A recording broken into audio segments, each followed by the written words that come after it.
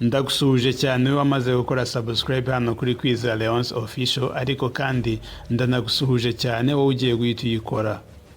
Ku itariki ya 11 z'ukwa 9 buri mwaka isi yose yibuka ibitero by'iterabwoba umutwe wa Al-Qaeda wagabye ku nyubako za World Trade Center ndetse na Pentagon, inyubako ikorerwamo n'igisirikare cya Leta Zunze Ubumwe za Amerika.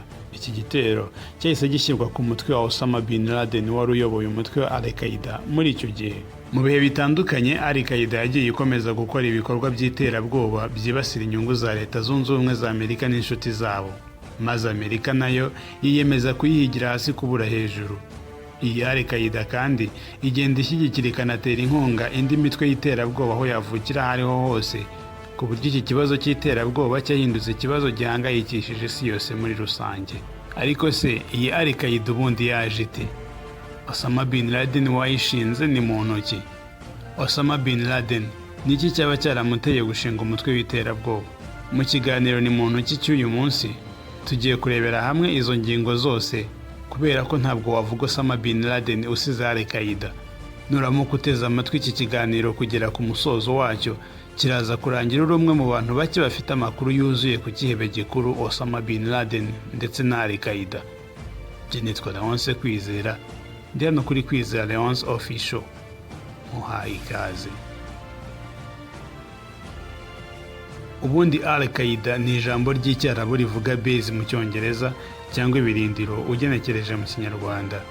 Uyu ukaba umutwe mpuzamahanga w'iterabwoba washinzwe na Osama bin Laden ku ntego zitandukanye, zirimo gukwirakwiza ijambo ry'Imana Allah ndetse no kwirukana ingabo z'Abanyamerika ku butaka butagatifu bwa Arabia Saudite.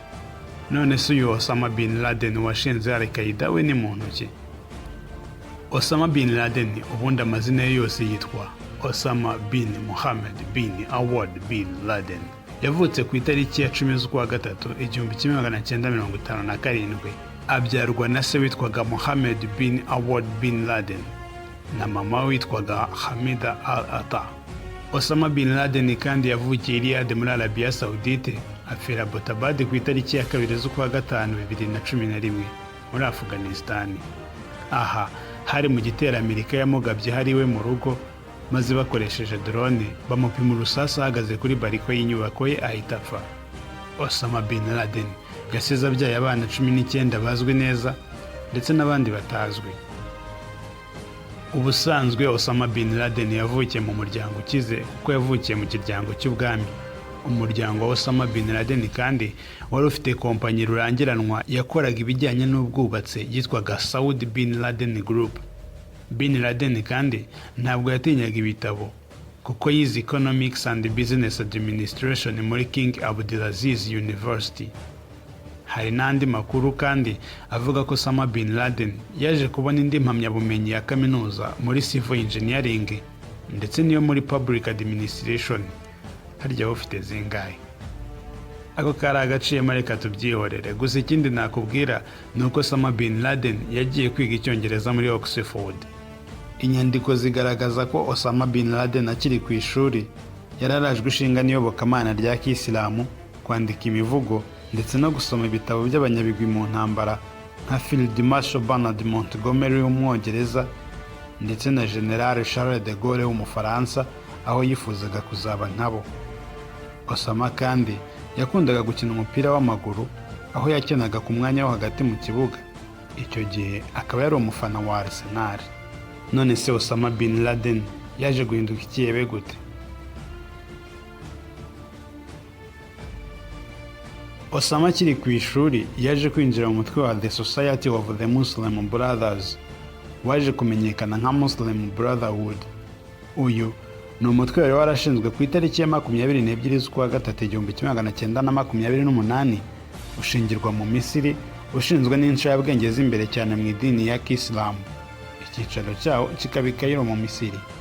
Uyu mutwe ushingwa, intego zawo za mbere ko ari ukwamamaza amahame y'idini ya Isilamu igice cy'Abasuni, gushyiraho leta z'ibihugu ziyoborwa n'itegeko rya Sharia, kwanga ibitekerezo byo gushinga igihugu cya Isiraheli ndetse n'izindi. Ni umutwe kandi wari ushyigikiwe n'ibihugu bitandukanye by'Abayisilamu birimo nka Iran, Qatar, Turukiya n'ibindi. Osama rero yohejwe n'ibitekerezo bya Sayyid Qutb, nawe yaje kuyoboka uyu mutwe maze amahame akazi ya Isilamu amucengera hakiri kare cyane. Nyuma y'uko asoje amashuri yagiye kurwana intambara yari ihuje Afghanistan n'Abasoviyete. Muri iyi ntambara Osama yashoyemo amafaranga ye menshi ayakuye muri ya kompanyi y'ubwubatsi yari yararazwe n'umuryango.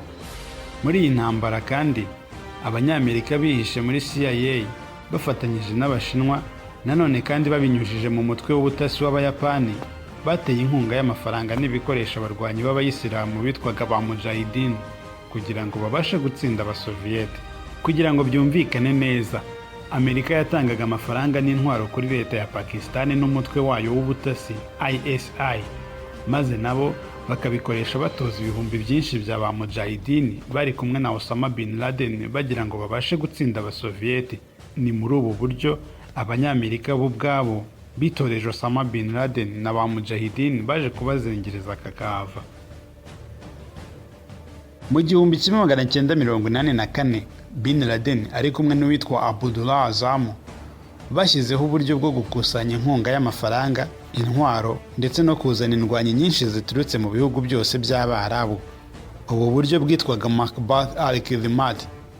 Ibi bikorwa Bin Laden akaba yarabishoragamo amafaranga menshi ye ku giti cye.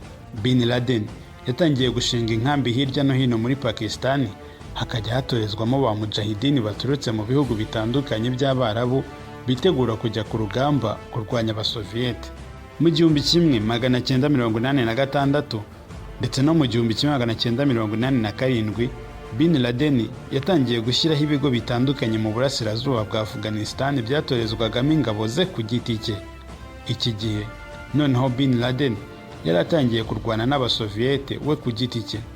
Mu 1988 wa wundi Abdullah Azzam nababwiye hejuru wafatanyije na Bin Laden gushyiraho uburyo bwo gukusanya ubufasha bw'intwaro, amafaranga ndetse n'abarwanyi bavuye mu bihugu byose by'Abarabu, yashatse ko abo ba Mujahideen bashyirwa mu gisirikare cya leta ya Afghanistan. Ibi Bin Laden yarabyanze, maze ku itariki ya 11 z'ukwa munani 1988 Bin Laden ateranya akanama k'abayobozi bakuru b'intambara ntagatifu b'Abanyamisiri bari mu mutwe wa Mujahideen utandukanye n'ingabo za leta bawita Al-Qaeda. Ariko kuko uyu mutwe wari ugiye kubaho leta itawushaka, biyemeza ko nta kuwuvugira mu ruhame, kuzajya ukora mu ibanga, maze kandi bemeza impamvu nyamukuru uyu mutwe ushyizweho ndetse n'ibyo ushaka kuwujyamo agomba kuba yujuje. None se uyu mutwe wa Al-Qaeda na Osama bin Laden baje kwangana gute na Leta Zunze Ubumwe za Amerika?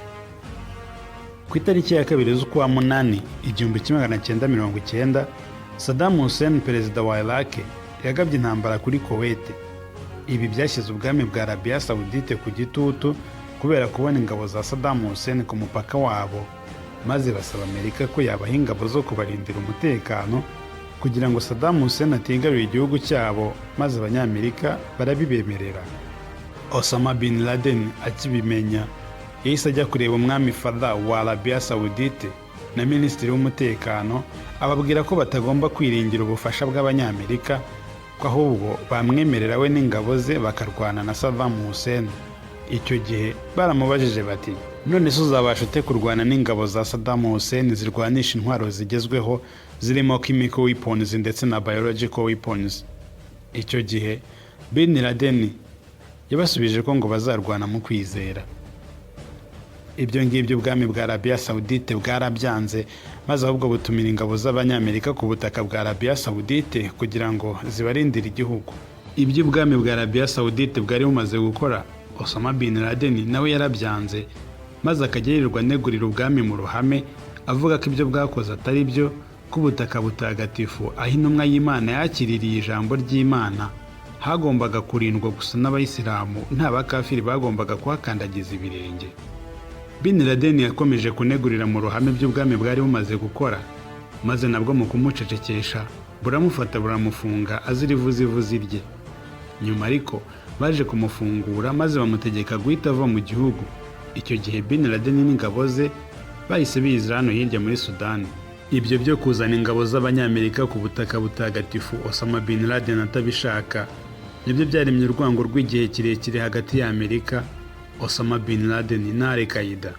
Maze Al-Qaeda yiyemeza kwirukana ingabo z'Abanyamerika ku butaka bwa Arabia Saudite mu buryo ubwo aribwo bwose bushoboka ndetse n'ikiguzi icyo ari cyo cyose byasaba.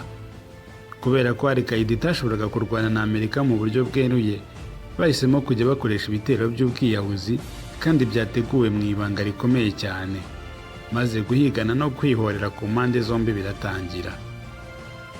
Nizere ko wasobanukiwe n'ibyo bibazaga byose ku buzima bwa Osama Bin Laden ndetse na Al-Qaeda. Wakoze kubana nanjye, njyewe nitwa Leonce Kwizera.